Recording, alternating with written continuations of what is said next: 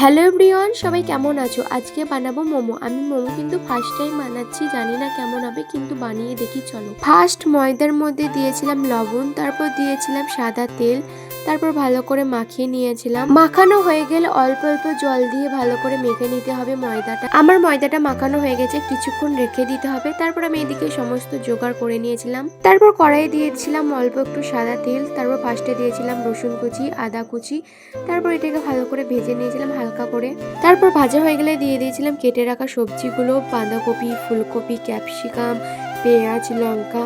গাজর ছিল না তাই দেওয়া হয়নি, গাজরটা নষ্ট হয়ে গেছিল তাই দেওয়া হয়নি। তারপর দিয়েছিলাম লবণ, লবণটা দিয়ে একটু নাড়াচাড়া করে তার মধ্যে দিয়েছিলাম টমেটো কুচি, ধনেপাতা কুচি। সবজিটা ভাজা হয়ে গেলে তার মধ্যে দিয়েছিলাম গোলমরিচের গুঁড়ো। আমি যেমন খেতে ভালোবাসি ঠিক সেরকম আমি সমস্ত কিছু বানাতেও ভালোবাসি।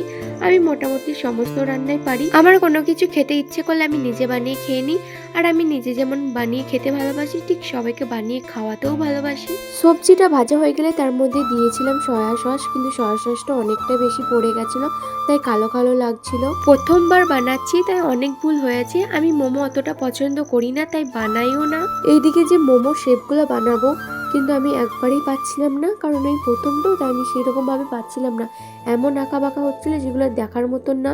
আমার দ্বারাই আর হলো না, তারপর মামি লাগলো। অনেক তপস্যার পর তাও একরকমই বানাতে পেরেছি আমি। এদিকে আমার সব মোমোগুলো বানানো হয়ে গেছে, তারপর আমি এগুলো বসিয়ে দিই। এই ফাঁকে কিন্তু আমি স্যুপটাও বানিয়ে ফেলেছি, সেটা ভিডিও আর করা হয়নি। তারপর 5 মিনিট পর আমি মোমোগুলো হয়ে আসলে তুলে নিয়েছিলাম। এদিকে আমার সবকিছু কমপ্লিট হয়ে গেছে, স্যুপ মোমো বানানো হয়ে গেছে। আজকের মতন এখানেই টাটা।